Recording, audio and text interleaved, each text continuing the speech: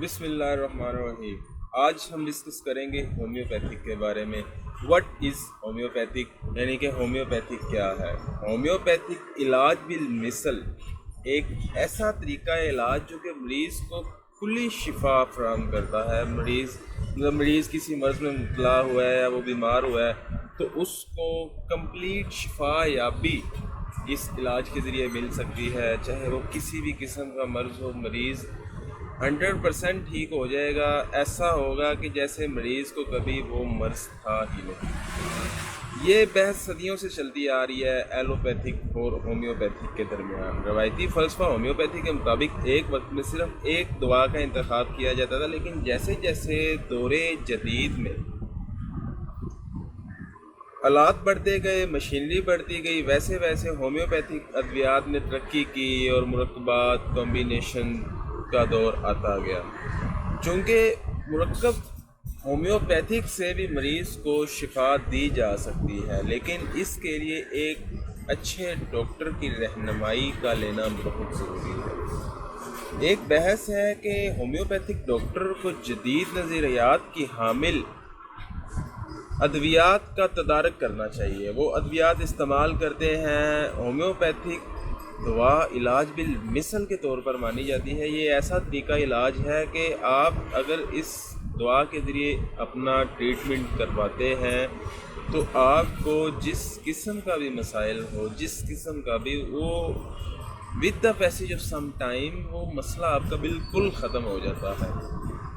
Homeopathic ایک ایسا سمندر ہے جس کے اندر آپ اگر قدم رکھتے ہیں تو آپ ڈوبتے چلے جاتے ہیں، کبھی بھی آپ اس کے دوسرے کنارے کو ٹچ نہیں کر سکتے، کیونکہ وہ بہت وسیع العریض علم ہے۔ اس علم کو جتنا حاصل کیا جائے اتنا کم ہے۔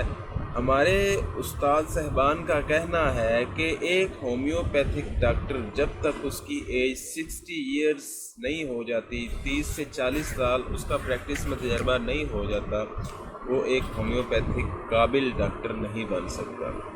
یہ بیسیکلی ہمارے اساتذہ کا کہنا ہے، لیکن ہم چونکہ ینگ جنریشن ہیں، ہمیں بھی ہومیوپیتھک کے بارے میں نالج ہے کہ اس کو کیسے، اس کا طریقہ علاج، چونکہ ہم نے بھی اس کے ریلیٹڈ اپنی کوالیفیکیشن کمپلیٹ کی ہے، تو اس سے ثابت یہ ہوتا ہے کہ study makes a man perfect and then practice makes a man perfect. جتنا زیادہ آپ اسٹڈی کریں گے اینڈ جتنی زیادہ آپ کی پریکٹس ہوگی اتنی ہی زیادہ آپ کی گرفت ہوگی۔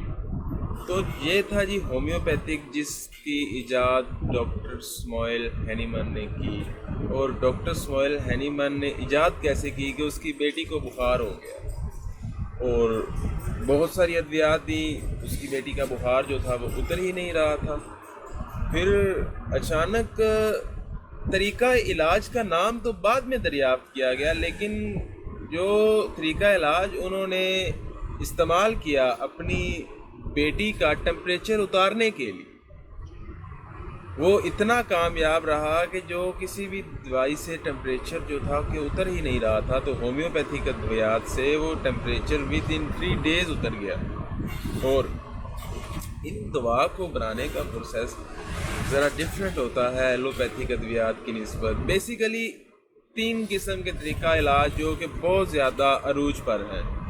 سب سے پہلے آتا ہے طب، پھر آ جاتا ہے ایلوپیتھک اینڈ پھر آ جاتا ہے ہومیوپیتھک، کیونکہ طب تو پھر سب کا سردار ہے نا، سب کا گرو ہے، جسے ہم دیسی دعایات بولتے ہیں۔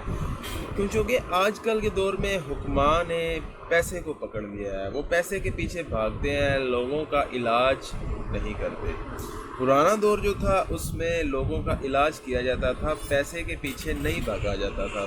پیسے کو ایک اولین فرض نہیں سمجھا جاتا تھا جیسے کہ آج کے دور میں سمجھا جاتا ہے، لہٰذا علم اور دانشوری کے ساتھ اگر آپ لوگوں کا علاج کرتے ہیں تو بے شک لوگوں کو بہت زیادہ فائدہ حاصل ہوگا۔ تو آج کی ہماری ڈسکشن اتنی ہی تھی۔ انشاءاللہ نیکسٹ میں اپنی ویڈیوز میں ہومیوپیتھی کے ریلیٹڈ ڈسکشن کیا کروں گا، تو کائنڈلی آپ نے میرے اس یوٹیوب چینل کو شیئر کرنا ہے، لائک کرنا ہے اینڈ سبسکرائب کرنا ہے۔ اگر آپ مجھے سپورٹ کریں گے تو میں آپ کو ہومیوپیتھی کے ریلیٹڈ، ہر ڈیزیز کے ریلیٹڈ کہ ہومیوپیتھی کی ڈیزیز کس کس معاملے میں علاج ہو جاتا ہے، اور کون سی ہومیوپیتھی کی ادویات کس ڈیزیز میں استعمال کی جا سکتی ہیں، کمپلیٹ ڈیٹیلڈ ٹاپک میں ڈسکس کیا کروں گا۔ ہاں اگر آپ کا کوئی کویسچن ہو یا آپ کے مائنڈ میں کوئی سوال ہو ہومیوپیتھی کو لے کر، تو کمنٹ باکس میں آپ نے لازماً پوچھنا ہے، آپ کے اس سوال کا جواب بھی لازماً دیا جائے گا۔ والسلام، اللہ حافظ، تو ملتے ہیں انشاءاللہ اگلی ویڈیو میں۔